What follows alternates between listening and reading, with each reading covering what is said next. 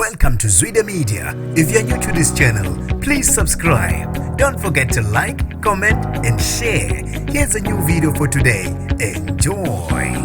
Uthwele kanzima umculo kaMaskandi ochapha ngezihlambe emva kokuqokwa kwengoma yakhe kuba ibe ingxenye ye-top 10 kuKhozi FM. Nginibingelele ngiphinde nginamukele ezindabeni zezwide media. Igama lami ngusibonga konke wakandando Mothanda, ungangibiza intatheli ka-YouTube. Uthwele kanzima umculo kaMaskandi umjolisi wodumo lengoma ethi Mayidulule eqokwe kuKhozi FM top 10.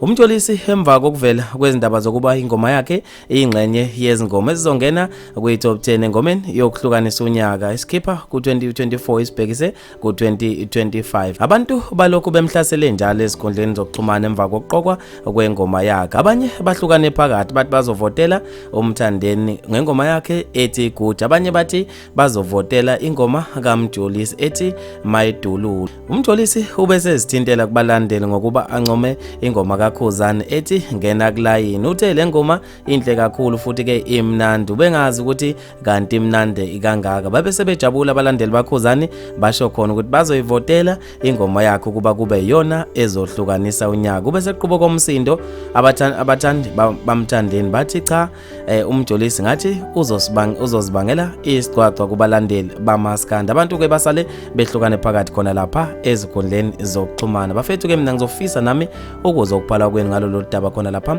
kwi-comment section. Mina nje ntathela YouTube sengiphuma kanje ngithi awungibambe evidweni elandelayo.